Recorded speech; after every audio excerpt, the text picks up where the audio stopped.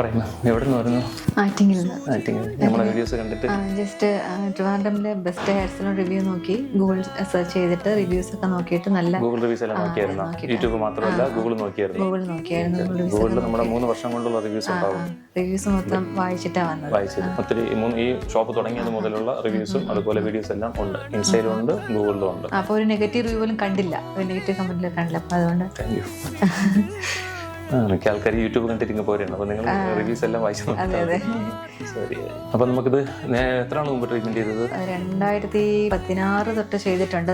ദുബായിലാണ് ചെയ്തിട്ടുണ്ട്. ദുബായിൽ റീബോണ്ടിങ് എന്ന് പറഞ്ഞിട്ട് അവര് ചെയ്യുന്നത്. അവിടെ 2-3 പ്രാവശ്യം അവിടെ ചെയ്തിട്ടുണ്ട്. ആഫ്റ്റർ ട്രീറ്റ്മെന്റ് കഴിഞ്ഞ ശേഷം എനിക്ക് ഹെയർ ഫുൾ ലോസ് ആയിട്ട് പിന്നെ വന്ന മുടിയാണ്. അപ്പം ഇതിന്റെ ആഫ്റ്റർ കെയർ ഒക്കെ അറിയാമല്ലോ, പറഞ്ഞാൽ തന്നെ അറിയാം. ഷാമ്പു കണ്ടീഷണർ യൂസ് ചെയ്യണം. മറ്റേതുപോലെ മന്ത്ലി സ്പാ ചെയ്യണമെന്നില്ല, ഇതിന് നിർബന്ധമില്ല. പിന്നെ നമ്മുടെ സ്കാൽപ്പിന് എന്തെങ്കിലും ട്രീറ്റ്മെന്റിന് വേണ്ടിയിട്ടാണ് ഹെയർ സ്പാ ചെയ്യാം. അപ്പൊ ഞാൻ ചോദിക്കട്ടെ, ഇപ്പൊ നമ്മള് ഈ റീബോണ്ടിങ്, സ്ട്രെയിറ്റനിങ്, സ്മൂത്തനിങ്, ഈ ബോട്ടോക്സ്, അപ്പം ഇതിന്റെ ഒരു മീൻസ് ഡിഫറൻസ് എന്തായിരിക്കും എല്ലാത്തിലും? റീബോണ്ടിങ്, സ്ട്രെയിറ്റനിങ്, സ്മൂത്തനിങ്, ഇത് മൂന്നും സ്ട്രെയിറ്റനിങ് ക്രീം യൂസ് ചെയ്ത് അല്ലെങ്കിൽ സ്മൂത്തനിങ് ക്രീം യൂസ് ചെയ്ത് ചെയ്യുന്നതാണ്.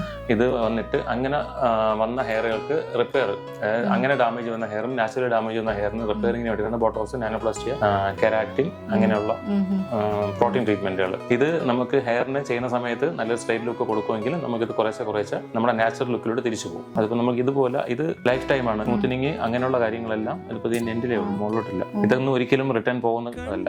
പക്ഷേ ഇതെന്ന് പറഞ്ഞാൽ നമ്മുടെ നാച്ചുറൽ ഹെയറിലൂടെ തിരിച്ചു പോകും. അതിനൊരു 6 month വരെ അത് ഉണ്ടാവും. 3 to 6 months ആണ് കമ്പനി പറയുന്നത്, ഒരു 40-45 ഹെയർ വാഷ്. അത് കഴിയുമ്പോഴത്തേക്കും ഇത് തിരിച്ച് നമ്മുടെ നാച്ചുറൽ ഹെയറിലോട്ട് പോകും. അപ്പോഴത്തേക്കും നമ്മൾ അടുത്ത് ചെയ്യുന്ന ടൈം എന്ന് പറഞ്ഞാൽ നമുക്കിപ്പോൾ ഒരു 6 മാസം കഴിയുമ്പോഴത്തേക്കും അല്ല, ഈ ലെങ്തിന്റെ റൂട്ട് വരും. നമ്മൾ സ്മൂത്തനിങ് എന്ത് ചെയ്താലും നമുക്ക് റൂട്ട് ഒരു 6 മാസം ആകുമ്പോഴത്തേക്ക് ഈ ലെങ്തിന്റെ റൂട്ട് വരും. ഇപ്പൊ ഈ ഒരു കാണുന്ന കണ്ടീഷൻ. ഓക്കെ, അപ്പൊ ഇത് നമ്മൾ ചെയ്യുന്ന സമയത്ത് ഇതും കൂടെ ഫുള്ള് ചെയ്യും. ശരി, അപ്പൊ നമുക്ക് സ്റ്റാർട്ട് ചെയ്യാം. അപ്പോൾ ഓക്കെ, വളരെ ഹാപ്പി ആയിട്ട് എന്താണെന്ന് വെച്ചാൽ ഫീഡ്ബാക്ക് ഒക്കെ പറയാം. എങ്ങനെ ഉണ്ടായിരുന്നു നമ്മുടെ സർവീസ് ഒക്കെ? ഇഷ്ടപ്പെട്ടു. സർവീസ് നല്ല പ്രൊഫഷണൽ ആയിരുന്നു. Really loved it. ഞാൻ എക്സ്പെക്ട് ചെയ്തതിനേക്കാളും നല്ല പെർഫെക്റ്റ് ആയിട്ടാണ് ആ സ്റ്റാഫ് ചെയ്തത്. നന്നായിട്ട് ചെയ്തിട്ടുണ്ട്.